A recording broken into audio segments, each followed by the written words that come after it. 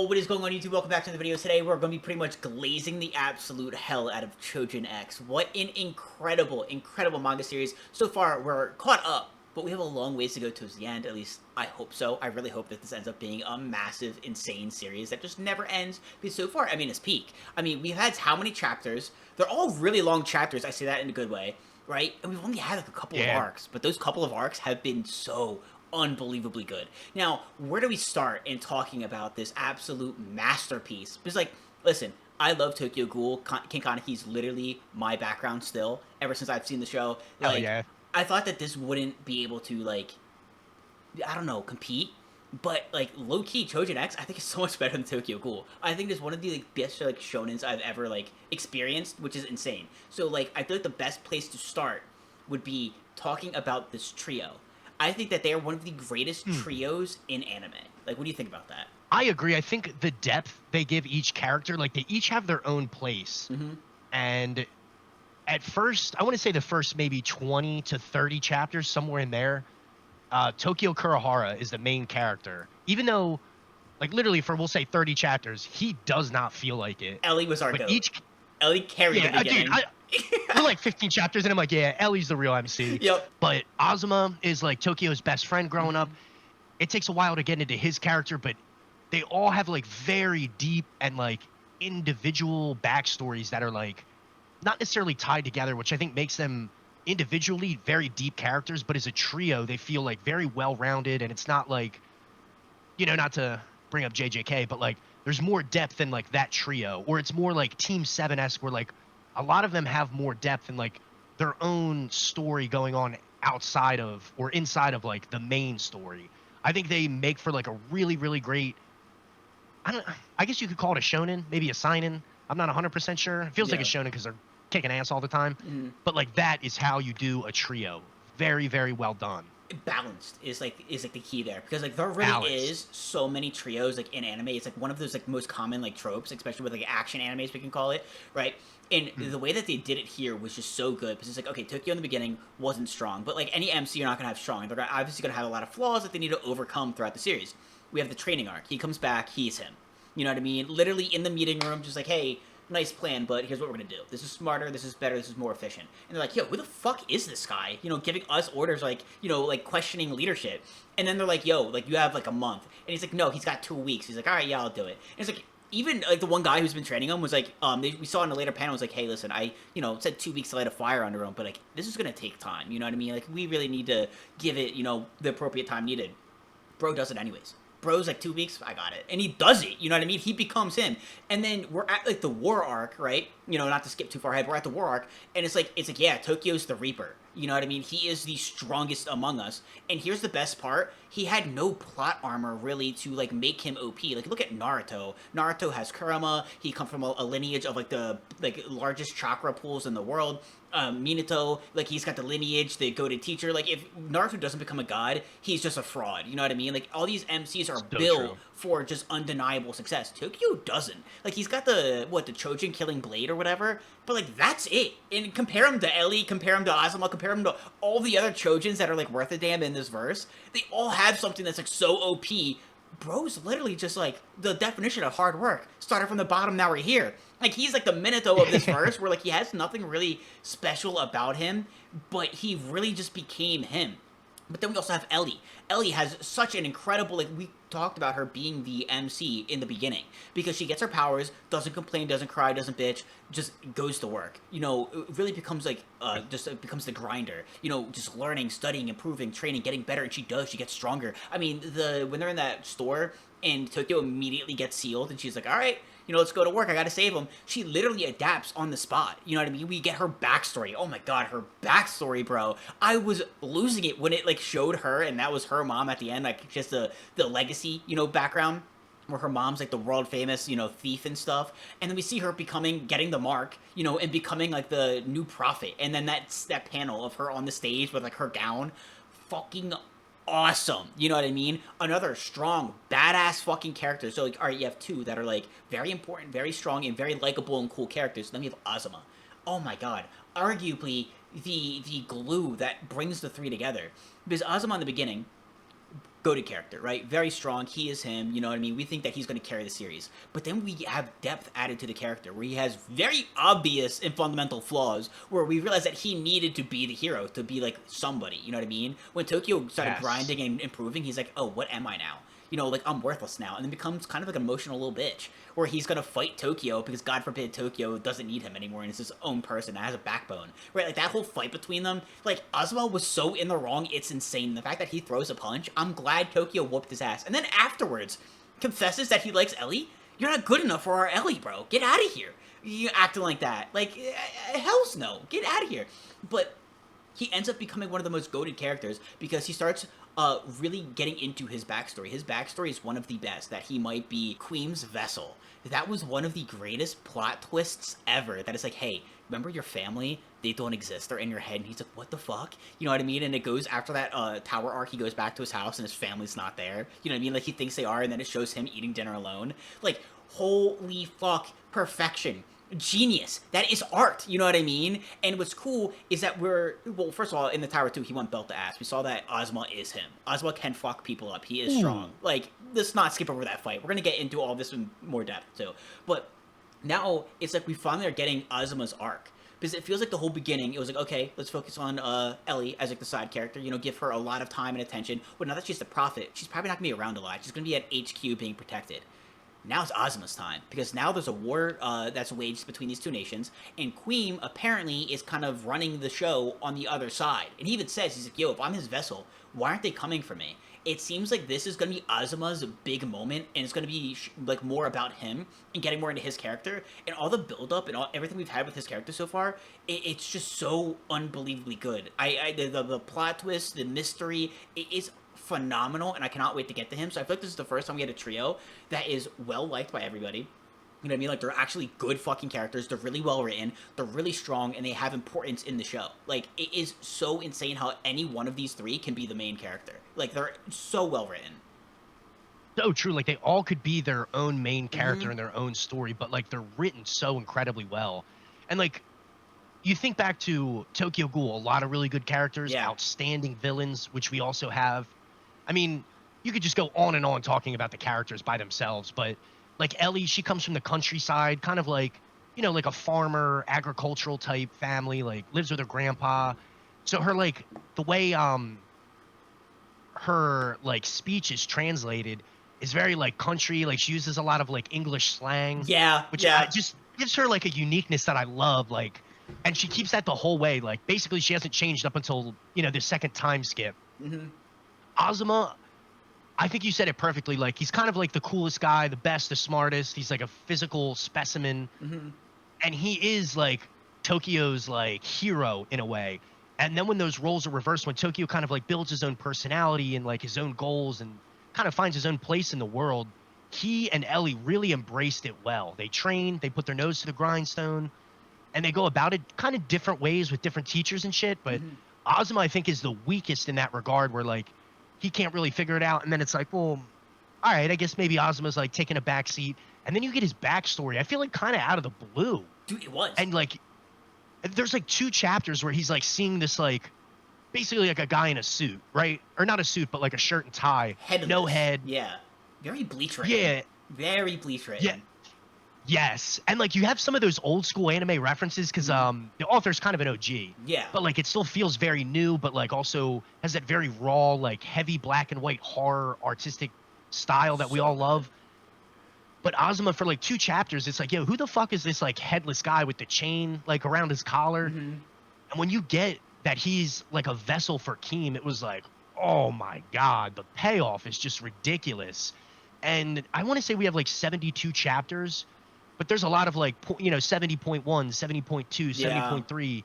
And then you have some like bonus chapters at the end. So they are very long chapters, which I think is, you know, like a little bonus to getting into a manga early. Like the chapters are longer. You can flesh stuff out a little bit better rather than just being like, boom, right into weekly Shonen Jump. Yeah. I think that really has made me fall for Choujin really hard. There's a ton of like story to it. And then at the end of like what the books would be, like book 1, book 2, the author gives like soundtracks to certain fights or like conversations, which I've never seen done before. And like I didn't go through and listen to a lot of the songs, but just a couple. It was like, damn, that's really cool. But the artistic depth to be like writing out this crazy fucking fight and be like, this song would really hit here, or Yeah. like this dialogue would go great with this in the background. So again, those are like the little Easter eggs you get when you read like the manga before the anime. Just amazing, and like all that stuff, I think adds to the depth of a manga that has 72 chapters, but there's a lot more than 72 chapters worth of content. A big difference between someone who's writing out their first manga and a vet. You know what I mean? Like Bro, you can tell the yeah. art and like certain scenes are very clean. Mm-hmm. Like you get cool angles, like we talked about in Witch Hat. Like even like a side view of a character would be like really well done and like Mm-hmm. sharp lines and clean, and then it'll be like Ozma against what the fuck's that guy's name? I forget, but it's the whole thing of his fight in the tower, which, by the way, just completely boosted his stock. Like, the fact that they were struggling so hard, and Ozma snapped, and he kind of, like, lost control, and he's, like, again, in that realm, talking to that guy, right? Which, again, I cannot wait to get into this mystery, because they even brought up, like, oh, yeah, like, you've seen the guy without the head, right? And he's like, wait, what? You know what I mean? Like, it's already being hinted at, like, this new arc is going to fucking eat. It's gonna be so good. But like he just sees in the background, his body just taking over and fucking up this guy. It was such an amazing fight, and everyone's like, "Oh my god, is this really Ozma? Like, is he really doing this?" Like, you can tell he's on a completely different level, and that's the cool thing about especially Ellie and Ozma. Is that they were written so perfectly for their outcomes. You know what I mean? Like, Ellie was, like, perfectly designed to inherit the mark. And Tokyo even says that, where she doesn't completely believe in her power. He's like, and if someone's going to have the power to foresee things, they should question it. You know what I mean? They shouldn't tell everybody everything. And a lot of the problems we've seen so far is because the past seers have said too much and have, like, involved themselves too much. Like, that's how Batista's backstory came to be. And oh my god, talking about a villain that is fucking loved. Peak. I love Batista, especially when we got into his backstory, you know what I mean? Like, he's the Itachi of this verse. And when we see that his whole noose being his tie, and seeing, like, why that is, it's just like, bro, the design is peak. It's so fucking good. I don't want to spoil too much because I would totally encourage anybody, no matter what fucking fan genre, what you're into. I think Choujin X is flawless, like a 10 out of 10 so far.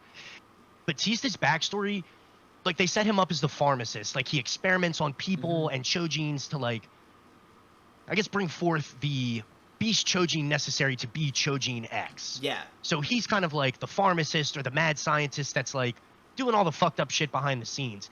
He wears like one of those like geisha masks, so you never really see his face. Because his face is all fucked up. He's got like multiple eyes, like here, like a nose up here.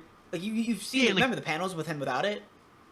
Yeah, you don't get that till his backstory though. So you're like, all right, this guy's weird. He's creepy. Like he's always popping in at the perfect moments, but he's by no means OP. Like he gets tore up bad before he grabs the mark.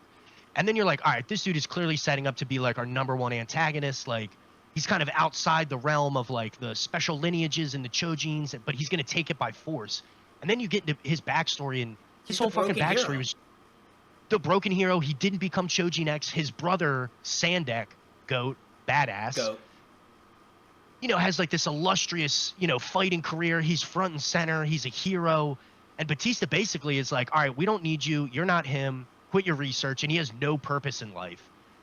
And like you get through his incredibly sad backstory, he basically has his whole like reason for living taken from him. Ellie goes back, without saying too much, she goes back in time into his dream. We can spoil everything. That's the thing. We're spoiling everything. We're just kind of reacting to all the chapters now. So if you clearly have had to have read this before this video, So say whatever. Don't worry about spoilers. Don't worry about spoilers.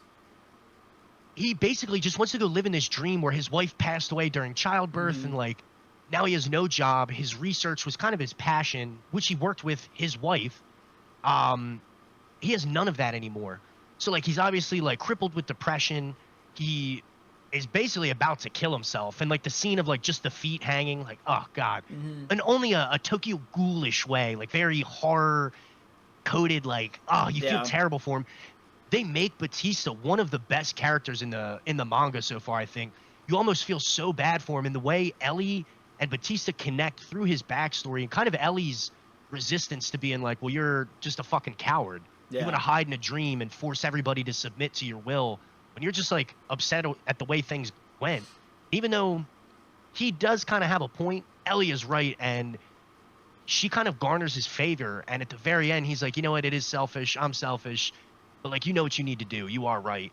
And that resolution, although it feels kind of quick, I thought was just like really, really well done. And you went from Batista being like number one antagonist, fuck this guy, he's a creep, he's, you know, like just clearly a bad guy, to being like, yeah, broken hero, you feel for him, and like just a tragic end to a tragic hero. Well, the problem is that I have is that, especially like at the very end, when he like goes back and visits his real wife, you know what I mean, and not the fake one, because the fake one, that whole dream was created to keep him captive. Because remember, I forget what it's called, but that thing that he, when he died or was gonna die, and it was like, yeah, the new or whatever. The new was the one who created that dream to keep him contained. You know what I mean? It's like, oh, you got the mark, we're taking over now. You know what I mean? Like, we were hidden in you, now we're taking over. They created that, and he was like, I just want to see my actual wife, like the real one. And that's the thing that I hate, when he goes in on the wedding day and visits her, because the real Batista was out getting a tie. He went back home because he wanted the day to be perfect. The chapters were all She's blurry. like, you're fucking late on our wedding day. You're never late. Bro, like, those chapters were all blurry when he was telling her, like, how he really felt, and how she's like, oh, wow, you really are the Batista from the future and shit like that. Like, one of the best fucking, like, resolutions to that. Like, so fucking sad. You know what I mean? How she even brings up, like, oh, yeah, like, he came and told me, like, how I'm the prettiest and how it's the best day of his life and everything like that. I'm like, bro, just fucking hits you in the heart. And it, to me, like, in hindsight, like, you're like emotionally invested, and you're like, oh, fuck, this is so well written, and like, oh, God, Batista, such a great character. Ellie, the same way. Like, now that I think back, it was like the depth and like foresight the author had to be like, I'm gonna have Batista kind of like break the whole war arc up and then resolve it incredibly concisely, and like no open ends. You were like, damn. Even though that was basically a major villain up until like the most recent chapters, you didn't feel like there was anything left untouched. You can completely empathize with Batista, right or wrong, but like, damn, that's how you write a villain. But it's also amazing that Ellie got to experience it, because Ellie also saw that the past, like, prophet, like, tormented him, kept seeing all of like the bad things that were gonna happen, and pretty much ruined his life, and then kept telling him about it. Like, he literally willingly was like, okay, I'll stop being a Choujin. Like, you can take my powers from me. I'll go live this normal life as this mailman as long as I have my wife. That's all that matters to me. Like, whatever you saw, all good. I'll obey. I'll obey. You know what I mean? I'll listen. We're good. We're chilling. And then he's living his normal life, and then she's like, yeah. She's literally like in front of his house. He's like, yeah, well, like, you can't have a baby with her. Like, bad things will happen. He's like, are you fucking kidding me? Like, I've given up everything just because you said so, and I can't even have, like, what little I have left? Like, that's fucking insane. Just kept being there, like, that thorn in his side that just kept poking. Kept being like, yeah, you can't have any little bit of happiness. So I feel like Ellie seeing that also is, like, really good, because then she's like, you know what? I should probably, like, wait and really decide what people need to know. You know what I mean? Because, like, constantly reminding people of all the bad things that are going to happen, it's kind of like, yo, shut the fuck up. You know what I mean? Especially if you can't do anything about it. Dude, so true. And I think that makes her a better kind of like prophet or seer. Because like you said, she's like, well, shouldn't you question the things you see instead of acting impulsively on everything, good or bad? Like, take a minute to like talk about it or flesh it out and see.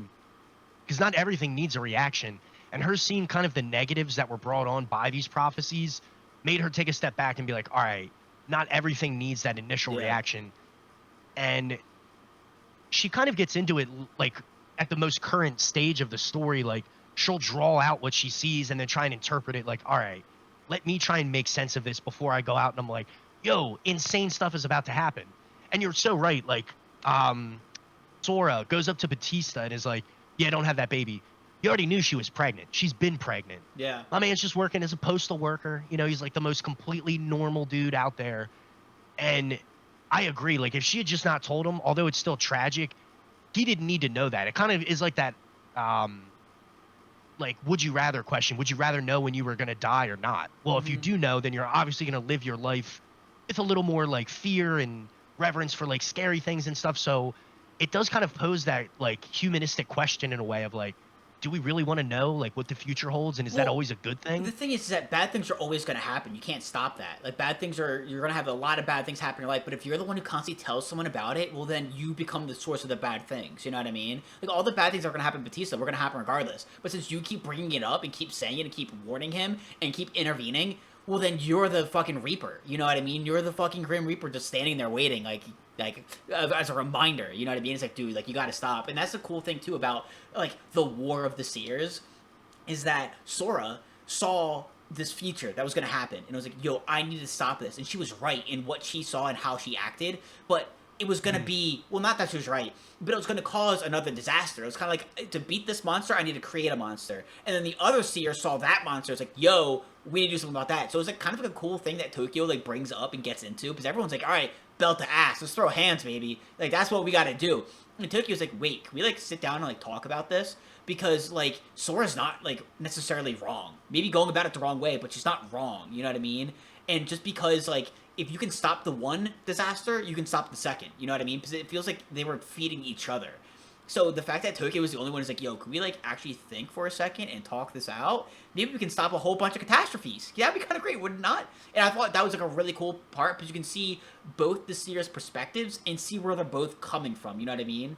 So true. And it reminds me of another very popular ongoing manga where like people will hear like prophecy or like a seer and they treat that as like omniscient. That is the law. It will happen exactly that way. Yep. But in Choujin, it feels like, in a way, it is like subjectively correct. Like what they see is going to happen, but why and the results of the action or inaction isn't necessarily accurate. Yeah. So like it creates this weird like parallel of like, you know exactly what's going to happen in the future, but like no matter what you choose, like there's still going to be outcomes, and like there's no perfect way to go about it. I completely agree, especially when you just act impulsively on it. You know what I mean? Instead of like really thinking it out. And like our first, well, we'll just say like the first half of the story, like I hope it's not halfway done, but like Ellie is really well trained through the things she sees, her personality and her upbringing, and kind of her time in Yamato Mori, which is like the agency, you know what I mean? Like the Demon Slayers or whatever you want to call it, like the main cast. Her time in Yamato Mori and her like seniors that train her, I think have set her up to be a better kind of like seer or prophet than the ones before her. But in the same way, like Sora was basically like OP in her verse. She was like number one. Yeah. And Ellie, I don't think is quite built like that physically. So it's hard to say like Ellie is definitely going to do better, even though emotionally she maybe is more well equipped to delineate things a little bit differently. Well, what I liked is the repercussions, you know what I mean? Because you always have those animes where each, like, generation has those titans, you know what I mean? Those gods that have, like, you know, they conquered the battlefields, right? And it kind of goes back to either they died or they're just old. You know what I mean? I like how this one, they're like, yo, like, Sora's, like, in a lot of pain. Let's take out her poppy fields. You know what I mean? Like, she is, like, on a ton of, like, drugs to, like, relieve some of the pain. I like how they're actually like, oh, yeah, like, they went too hard, and now they have, like, really bad consequences that they have to deal with, you know, that they put their bodies and minds through, you know what I mean? So I think that that was really cool that they added that. Yeah, like that whole poppy field arc is a really good one for Tokyo. Yeah. And like it fits really well like narratively, but it again, the author does a great job of like tying in the characters to help them grow. And it feels like in, I mean, I don't want to say a short span, because you know, when you binge something, it feels a lot shorter than if you were week to week in it from the start. Yeah.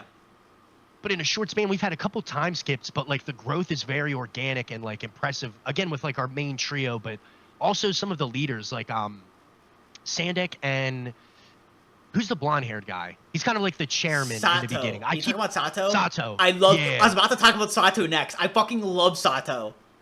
His character is incredible. He reminds me of like, I'm trying to think who. I guess I'll just say Engine in a way, because I've been on Gachi Akuta. Like he is training Tokyo and kind of molding him in a way, but he's not like doing it for his own good or just out of the pure goodness of his heart. Like there are intentions there that we don't know as readers yet, and Tokyo definitely doesn't know. So like there's this air of mystery about Sato, especially as the leader of Yamato Mori. I guess he's kind of like him and Sandek are the leaders. It seems like it's more of like a council. Yeah, maybe not the leader, but like he's that there. Kind of like shady, underhanded. Like his ability is basically to torture people and like make them see the most fucked up shit ever. Like I think when he finally gets a hold of Palma, maybe it is, he's like, yeah, I'll just make maggots come out of every pore of your skin. That wasn't Palma, that was the snake beast from the very beginning. Yeah, she pops up a lot in the story. It'll be like a bunch of chapters, but she'll come back. But yeah, like instantly it's like, ooh, okay, yeah, I'm done. I don't want that. So like Sato's methods are like pretty underhanded when you get down to it, but he hasn't really been pushed like that so far. But Sato's character is fucking awesome. Dude, I love Sato's character because like usually we have the pervy old white-haired dude that trains the MC and they become Thanos and like, oh, yada yada. Like Sato, you don't know if he's necessarily the good guy or the bad guy. You know what I mean? Because he does fucked up shit. Like, yeah, like he's psychotic, and he brings a lot of the horror to the to the manga. Like in And the he beginning, likes it. dude. Yeah, like going back, like that panel of him, like for being like, "Oh, what are you gonna kill me? You gonna kill me?" He's like, "No, like I'm not built for combat. What I'm gonna do is make you imagine the most horrendous, horrific things. You know what I mean?" Just with like a Ooh, I'd smile rather on his just face. Yeah, she's like, rather actually, just get my ass beat. Yeah. she's like, I'd rather you beat the shit out of me, man. Like that sounds awful. And bro, he's got this like evil, sadistic look to him. I'm like, bro, I love it. I love how he walks that line. How he's like not good but not bad necessarily, or at least he's a bad guy on the good guys team. And I like how he's like fucked up. It brings like such an aspect to the manga that it needs. And I think it's so cool that like it's not like, oh, he's a goody two shoes. You know what I mean? It's like it's really cool. I had to look it up. He reminds me in a way of Arima from Tokyo Ghoul, like that very mysterious, like leader figure. I can see And it. you Yeah. can't say he's subjectively good or bad, and it's Yep. not just the white hair, even though that doesn't help. Mhm. But like, there's just that air of mystery around him as a leader that you're like, I can't really trust this guy. Mhm. Compared to Sandek, who's Batista's brother, Yeah. where you're like, he's pretty objectively good. He truly means well, and like, um, when Tokyo says, "I'll take the mark of the beast" from Sora, even he's like, hold up, wait, let's think this through. Like, he's not like, fuck no, or yeah, absolutely do it. At first, he's like, no, we got to like talk about this and think this through. Is this the best option? Yeah. So like, Sandek, I think is a means well. Like, I don't think he's a bad guy at all. And like, he's training, training some of the characters where Sato exclusively trains Tokyo. Yeah. And Sandek is really the only one that like has an idea of what Sato's up to. And even Sato tells Sandek like, I'm trying to mold him into something that I need or want to use. Like, it's obviously for his personal gain, but like, I'm getting something out of this too. He just doesn't know it. Yeah, bro gets his hands dirty a lot because like he turned the Snake Girl into like a double agent as well. But like, yo, like that brings up a good point. We met a couple of like side characters, quote unquote, like side villains from like the very beginning that keep popping up. The Snake Beast and also the Smoke guy. Like, yo, like he's kind of growing on me. The way that he got like discarded. Do you remember him? The one from the plane that gave Ellie her powers. And Dondra Hume? Yeah, he was a villain for a little bit, and then he gets like sacrificed by Sora, and then gets discarded, and then he's like this head in a vase, right? And this one girl is just like tormenting him, and then he ends up escaping, and then treats her, and then is like, "Yo, like we might as well hang out. I got nowhere else to go." You know what I mean? It's not like anybody else wants me. Like, yo, like Loki, he grew on me like a little bit. And like, it's basically in a way like Batista. He has everything stripped from him. Like Mother Sora was his whole existence, basically. Yeah. She literally is like, yep, I'm done with you. Don't need you. And then the like, I forget her name, the sadistic, like, fucking kinky woman. Yeah. He like absolutely hates it, but she literally heals him and like brings him back. And when she comes back and is all fucked up, he's like, well, she kind of saved me. And even though she was incredibly like vicious to me, I still owe her my life. So he gives it back to her, and I'm like, there's some humanity there. But it just kind of like plays back into this theme that Choujin X has of like, even when everybody loses everything and they have like rediscover themselves and their purpose, like there is still humanity in even these like fucked up characters. Because when Chandra has the smoke, I guess it's like smoke and fire. Yeah. It's kind of like vague. Because like they're blowing shit up even though it's a smoke ability. And letting people on fire too, yeah. Not like Smoker from One Piece, like actual fire, like way more badass. But once he loses all that, like he's just kind of a regular dude, like trying to find his way, like treats her right, even though she's like incredibly sadistic and definitely a freak body. But like, yeah, you're like, all right, oh, it's so terrible. Oh, he's got it so tough with this little fucking buttery ass lobster. Okay. Yeah. Lobster too buttery, steak too rare, bro. Yeah, just like the way they've kind of like transform these characters after they kind of like lose everything. And even Sora, like when she's at her end, she's like literally just lays down and is like, I'm happy with this. Like this is kind of the next generation taking over, and whatever happens, happens. But like I did my part. And she kind of dies peacefully, even though she could be looked at as like a negative or like positive figure, like however you want to take that. I like how she kind of still like a good ending. Yeah, I like how like she kind of like they talked it out and kind of like figured things out, and it's like she helped them out. You know what I mean? Like that was a good ending. That was awesome. Like how Sora like objectively wasn't a bad guy. They had this ideal or this vision, and they went about it the wrong way necessarily. Because like no one else was kind of like listening, you know what I mean? So like it kind of like they were understandable, you know what I mean? Whether you agree with them or disagree with them, you could understand their perspective. And it's really hard to judge. Well, it's easy for us because we're like, whatever, outside the story. Yeah. But like when these wars are going on, like people are invading you, you have to like pick up arms and like decide how you're gonna survive. And then post-war, it's like, well, how do we maintain peace? And like, and even like Tokyo Ghoul was like that. There's no like subjectively good or like you know, and like Naruto in a way. Naruto is the good guy. He always does what's right. Like there isn't that morally gray, or there's like a ton of morally gray area in this, and that's what makes these characters so lovable and like addicting. Like Chandra, he's a piece of shit through like the majority of the story, and then he like kind of has to figure it out, and you're like, well, he's not really that bad of a guy. You know, he has some redeemable qualities. Like that's kind of crazy. Yeah, and it just speaks that like how thought out I think the story was. Like it wasn't like, you know, all right, I got half of the story and then I'll figure the rest out. Like I feel like this was very fleshed out before like publication, I guess you could say. That makes me really excited though too, because like going back to them, the Snake Beast and the Smoker guy, they keep popping up, which means that they have to have some impact later in the story. You know what I mean? Like they obviously had their initial impact, which was pretty important and big, but like why keep them around? Why keep showing their side little plot line? You know what I mean? Because it's not like when we see them, it's interacting with the main cast or with the main plot. So it's like, yo, when are they gonna come back in? Because honestly, I love that they've been around, and when they make their return, that's gonna be fucking awesome. Especially because like they could be bad guys, they could be good guys. You know what I mean? Like how are they gonna interact? Because it really could be either way. But speaking of our bad side villains, you know, like side villains that are awesome. You know what I mean? I think that they're really good. We also have really good side characters on the good side, like Simon. Bro, my fucking goat. I remember I was messaging about him, like, dude, I fucking love this Simon guy. Same thing with I had to look this up. We're gonna say Maiko, right? It's Mamala, the girl that Tokyo was like, "Hey, yo, my future wife." Tokyo, the way he saves her, he's like, "I gotta save my future wife." He's like, "Yo, Tokyo, you talked to her like 4 times." Like, what is The going relationship on? was not nearly that deep, and he's like, "Yep, you're the one." I was like, "Hold up here, bro. We're moving a little quick." Her name is so hard to say. Maiko Momoma. Momoma, I think so. Yeah. It's too many M's, brother. Wait. We'll stick with Momo for short. Nah, but Momoma's awesome. Simon's awesome. Yeah. And the barrier dude, Michael, and I forget Michael's partner. Yeah, those two that we ended up picking up later on. Really cool side characters, and we got to give love to I just call her BB, like the big bomber or something, big something bomber. Her name was. Oh. Dude, she plays an awesome role in the Azuma Tower fight. Very fucking cool. Goddamn. And that, I think, was like our first really significant death. Like, there's a couple deaths in the Tower arc that you were like, oh shit. It's like you do have those death and consequences that we often talk about that I think give a story a little more like emotional impact. And obviously, it makes the characters grow. And another thing I like, we've had like a few time skips. Like they don't just mature into like, you know, oh, I'm 25 and like 6'8", 250 pounds. Like they mature gracefully, like from literal, like Tokyo's the perfect example, from like super skinny, like twig and bone high school student to like, you know, like a more beefy adolescent to like pretty much an adult.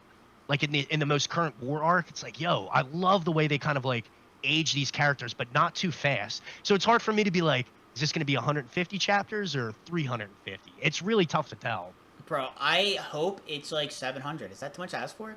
Like, is that unreasonable? Absolutely not. Nope. You know what I'm kind of scared of? Like, really scared of? Is that, like, I genuinely think that this is, like, one of, like, I call it a shonen. I don't know exactly what it is. I genuinely think it's, like, one of the best. Like, it is so fucking good, and they've already butchered the Tokyo Ghoul adaptation. Like, in order for this to go the distance and to have, like, a lot of chapters, of course it needs to have a successful anime, and I'm just so worried they're gonna fuck it up. It's like, how do you take what we've gotten on paper and put it to an anime? You know what I mean? Because, like, it's so beautifully done. Like, I genuinely look at Choujin X and be like, this is art. Like, this was done to perfection. There's no way you can actually take this and then animate it and have it be, like, paced, like, the way you need it to be paced. It's like an instance where the author would really need to be, like, very hands-on. Kind of like how Oda is with the live action for One Piece. Maybe not the best example, but, like, we've seen with Sakamoto Days, like, art doesn't always translate to, like, an anime medium very well. And even, like, Chainsaw Man. Love the manga. I'll save that. I'll save it. All right. I love the manga. I love the anime, but they're very, very different. Yeah. Obviously, it's MAPPA, so it's fucking cool. It's gorgeous. It's fluid. But you don't get that, like, real raw, crass art that Fujimoto's known for in the MAPPA anime. I said Sakamoto Days. You would have to really, like, think what studio would, like, kind of like Kagurabachi, this needs to be, like, the main project. We don't need it behind, like, a ton of big animes. And I love how The Summer Hikaru Died was very dark, a lot of, like, gloomy-ass scenes. You would need something like that, I think, to reflect the, like, really heavy horror kind of art style that the author is known for. And I don't know who did the original Tokyo Ghoul, but that was 143 chapters. Oh, like The animated it, OG. like the studio. Yeah.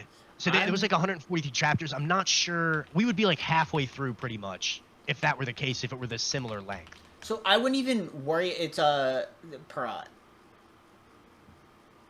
Okay, so like the OG, yeah, they did Bleach, and I think a couple other really big ones. Mm-hmm. But like all that's out the window now. Like the animation landscape and like deadlines for getting out these big series is way different. And this is going to be one kind of like Akane Banashi was and Kagurabachi, like these new gen animes, they are fucking blown up and hyped out before they're even animated. Yeah, like the problem I think with Choujin X is like not even the art, it's the story. The story is what's brilliant. Like that, keep in all of the details that you need with have it being rightfully paced.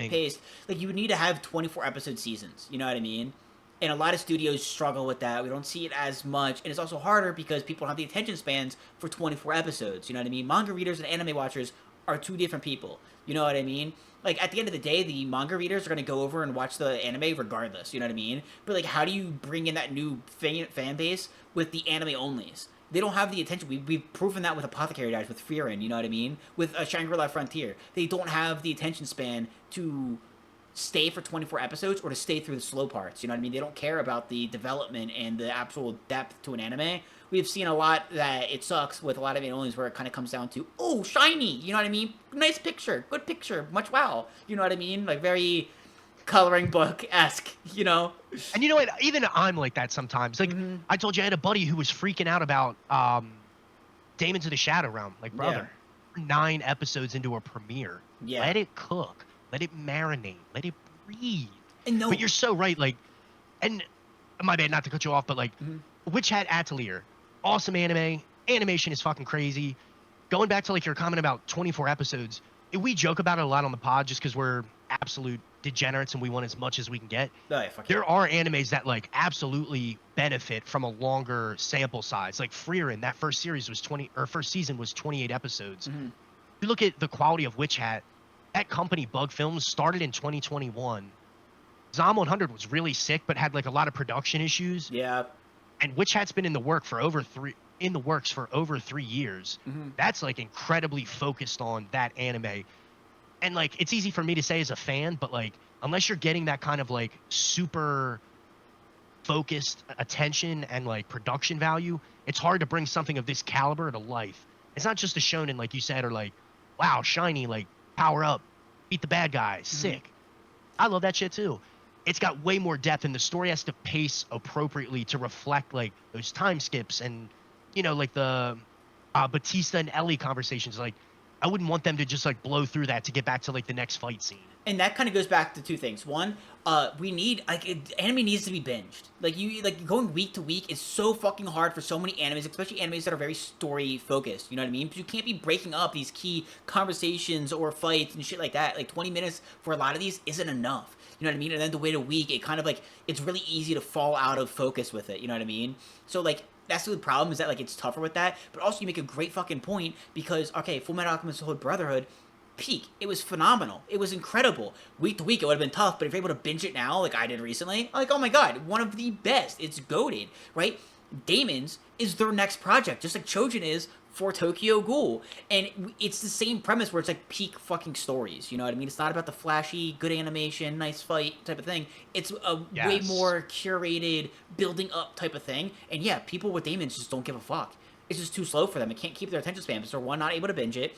But two, we're not, like, a lot of anime onlys aren't built like that. They're not used to it, you know what I mean? So that's why I feel like Choujin, if done right, it just wouldn't work. You're either gonna have to fuck it up to accommodate the anime onlys, or you're gonna have to do it right, but then no one's gonna really care except for the people who already love it. Because, like, Damon's is amazing, and the fact that people are like, dude, it's too slow, it sucks, it's like, dog, like, what do you mean? It's like the difference between microwaving something and actually cooking it on the stove. Like, you gotta just, like, wait.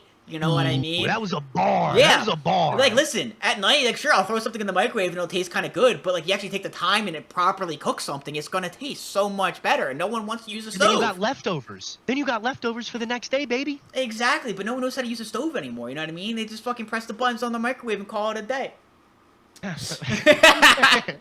Moving on. But you know what I mean? That's like the whole thing where the Choujin X anime is just going to make me nervous, especially because it's peak and I just want as much content possible from them. Dude, I totally agree with you. And at the end of the day, like you said, it's easy to get like sidetracked. Stuff comes up with life. You end up working a ton of hours, or God forbid you get sick. Like I seem to be doing all the time now. You know, I'm unk now, so like I gotta focus there. But it's easy to get knocked off week to week, and then you're I'm 2 or 3 weeks behind. Like I'll just wait for the end of the season, and then you forget about it or whatever. Yeah. Like it is easy week to week to get sidetracked, and like it's not a bad thing. Or like if you didn't watch it, I want to watch the season in its entirety. That's fine too, but I do think some animes will benefit from that. And then other animes aren't really written or produced. Well, I won't say that, but like some of them are really enjoyable week to week, like To Be Hero X. Mystery, you didn't know which characters were coming up until like the end of the episode. Like, I don't know. You just got to take it with a grain of salt, but either way, I'll watch it. I hope it's done very well. I think it's a lot more challenging than some of the other adaptations, new gen wise, that we've seen. I think Kagurabachi is hard in a simple way. Like you just need it to be badass. Yeah. It's a great story, but like it's not super deep, and the characters aren't as fleshed out nearly the same as Choujin X. And like a very similar, I want to say, what are we, like 110 chapters for Bachi and like 72? But there's a lot of like I think there's way more than 110. Wait, what? I think for Kagurabachi we're like at 160 though. We had 110. Nah, like maybe 120. Really? 100. Yeah, 120 maybe. Oh, I did not know. For some reason, I thought it was like, what's far? That I'm like, yeah, 123. Damn, I'm an idiot. All right, so Kagurabachi has a little bit more, but there's a lot of like 1.5 chapters, like extras, or like the author will flesh out like a scene we didn't get in chapter 50. Yeah. So like that's another thing. I don't want them to like skim over that. So I think it's a lot tougher production-wise than just like, oh, make it a sick anime. I think there's a lot there, but obviously, like you said, a veteran author. They've had an incredibly successful anime before, and like I think if they were hands-on, it could be adapted very, very well. Like they've already been burned once too, which is kind of the good thing. Like they've already learned from the Tokyo Ghoul incident. So true. You know what I mean? So hopefully this time around it's going to be different. But I gotta say, Choujin X, what a fucking find! Like it is such an amazing manga. We might have to come out with chapter reactions, in the future. After we get a nice chunk of dude. I mean, when this war ends, when this war arc ends, we have to do another video. Like, this Azuma arc is going to be so fucking belt to ass. I cannot wait, because his story is so intriguing. The whole, like, by the way, you don't have a real family. It's just all in your head.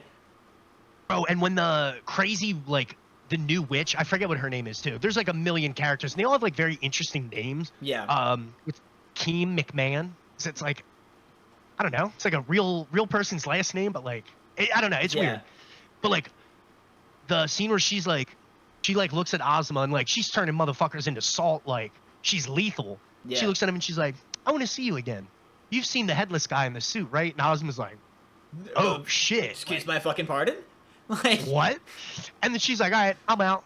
Like, dude, just so good. I'm really looking forward to Azuma's, like, role and story in this arc. I would say he's probably my favorite so far. Yeah, dude, he's amazing. I absolutely love him.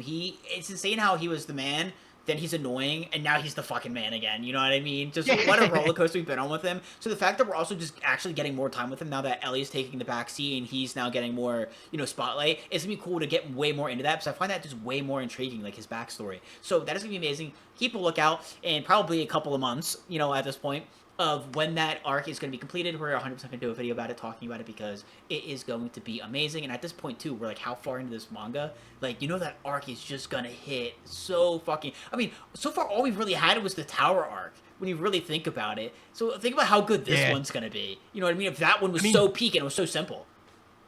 Just for simplicity's sake, if we have 75 chapters, that started, like, at basically chapter 50. So that's, like, a third of our story. Yeah. And it was peak. It was amazing. I can't wait for more of it. Like you said, we'll be week to week. I'll be reading it. I'm hooked on it.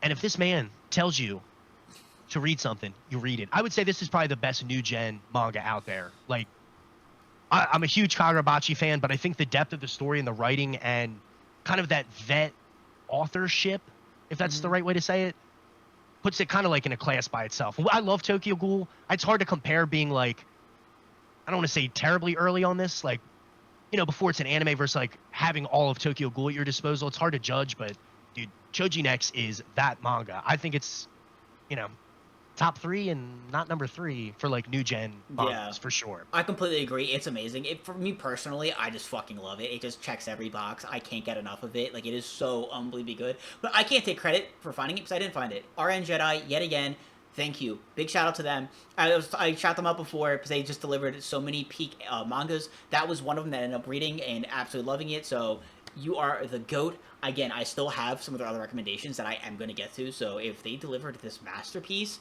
I guarantee the other ones that they recommended are going to be peak as well. So probably keep a lookout for those videos as well. Because we are doing a lot more like manga, manhwa-based videos, which has been a ton of fun because, like I said, and I'll always say it, like, it's better to binge. You know what I mean? Like, it's so hard doing anime videos, especially if you can't just rip a series. Like, that is the bonus that manga has, is that you can just read right through it. Because Damon's, I want to binge it. It's not a good week-to-week anime. I'm ready to just stop and just read the whole fucking thing, you know what I mean? So doing these manga and manhwa videos, yeah, it's just so much better. So doing all these manga and manhwa videos has been so much fun. So again, if you guys have any recommendations, I'm not going to say we're going to read it immediately. There is a long-ass fucking line of shit we gotta read. But let us know in the comments down below. We're always looking for new stuff. And as always, we appreciate you guys. We hope you guys have a great rest of your week. And we hope you guys are excited for this new arc in Choujin X because it is holy fucking shit. Awesome. So good. Anyways, later guys. Peace.